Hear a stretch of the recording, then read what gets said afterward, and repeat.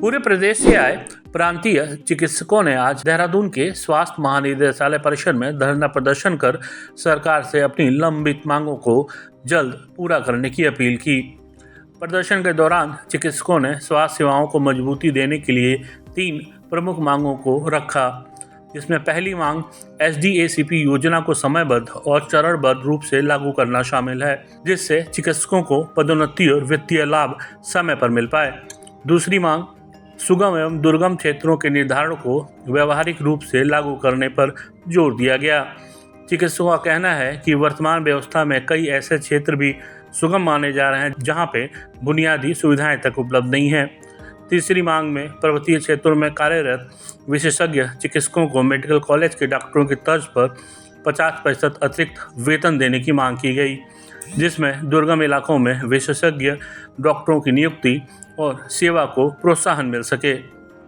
डॉक्टरों ने चेतावनी दी है, यदि जल्द ही सरकार उनकी मांगों पर ठोस कार्रवाई नहीं करती है तो वे आंदोलन के लिए बाध्य होंगे और प्रदेश व्यापी स्तर पर आंदोलन किया जाएगा। जैसे मुख्य जो लंबित मांगी थी काफ़ी समय से वो उनके कोई गवर्नमेंट ऑर्डर अभी तक जारी नहीं हुए हैं, तो मतलब बार 3 साल से वो प्रक्रिया में है, लंबा उसको समय लग रहा है। इसलिए परेशान होकर मुख्य आज तो 3 मांगों पर यहाँ पे लोग जमा हुए हैं। एक तो 50% स्पेशलिस्ट भत्ता, दूसरा सुगम दुर्गम का निर्धारीकरण और तीसरा हमारा यहाँ पे SDACP जो हमारा लंबे टाइम से जो बच रखा है उसको समय अनुसार लगाने के लिए यहाँ पे इकट्ठा हुए हैं। काफ़ी लंबे समय से मांगे थी और जैसे कि आप जानते हैं कि लाइक उत्तराखंड का 70% तो आपका रूरल क्षेत्र ही है और रूरल क्षेत्र में अकेला एक राजपत्रित जो अधिकारी होता है वो डॉक्टर ही होता है जो गांव में बैठा होता है। और गांव में क्या हालात होते हैं, हमारे इंटीरियर पहाड़ों में क्या हालात है, वहाँ पे डॉक्टर जॉब करते हैं काफ़ी समय, वो भी अपना पढ़ाई करने के बाद। तो अगर देखेंगे कि 70% गाँव में जो स्वास्थ्य की जो वो है रिस्पॉन्सिबिलिटी वो इन्हीं डॉक्टर्स के हाथ में है। शहरों में तो आपके अर्बन्स हैं, प्राइवेट प्रैक्टिसेस बहुत ज़्यादा हैं। तो इतनी इम्पॉर्टेंट हमारा जो स्ट्रक्चर है गाँव यहाँ पे जो पहाड़ों में है इसमें अगर अधिकारियों को या डॉक्टर्स को काम करने में अगर दिक्कत आएगी कि उनकी बातें नहीं मानी जाएगी तो फिर उसके लिए हमें इस तरीके के अभी तक सांकेतिक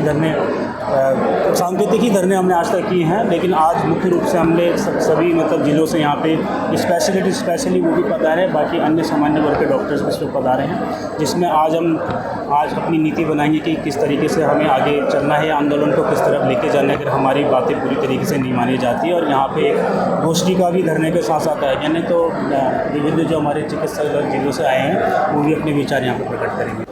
बिल्कुल, इसीलिए हम लोग आज सब बैठे हैं, क्योंकि हम लोग क्या है ना, सरकार भी और मैं तो माननीय उच्च न्यायालय से भी कहूँगा कि हम हड़ताल की बात भी करते हैं तो एक हंगामा सा हो जाता है और न्यायालय भी बीच में आ जाते हैं, माननीय न्यायालय भी, और कई बार सरकार भी एकदम से शक्त हो जाती है। हम भी समझते हैं कि हम इतने इम्पॉर्टेंट हमारी पोस्टें होती हैं कि हम हड़ताल पे कई बार नहीं जा पाते, तो हमें तो ये लगता है कि सरकार हमारी मजबूरी का फ़ायदा उठाती है कि ये लोग हड़ताल पे तो जा नहीं पाएंगे, तो हमारी बातें भी नहीं मानती। बाकी संवर्ग देखिए, बाकी हड़ताल कुछ करते हैं क्योंकि चले जाते हैं काम छोड़ के, उनकी बातें मान ली जाती हैं। हमारी कोई भी बात या तो आधी अधूरी मानी जाती है या मानी ही नहीं जाती। एक तरह से तो सरकार मजबूर कर रही है ना हमें कि हम हड़ताल पे जाएं। आप खुद सोचिए, आपके माध्यम से, मीडिया के माध्यम से पिछले 3 साल से लड़ रहे हैं हम हड़ताल पे, हम एक बार भी नहीं गए। हर बार हमसे यही हुआ कि चलिए कर देंगे काम, हम वापस आ गए। तो बार हम हड़ताल के लिए कहते हैं, वापस आ जाते हैं। ये लोग मेरे साथी भी परेशान हो गए, कह रहे डॉक्टर का ये तो कोई बात नहीं। तो ये हमारा मेन है कि हम आज वो भी बनाएंगे कि हम कोर्ट कैसे मूव करें, हम आगे हड़ताल का कैसे सोचें कि कब हम करेंगे, तो इसके लिए भी हमने आज प्लान किया।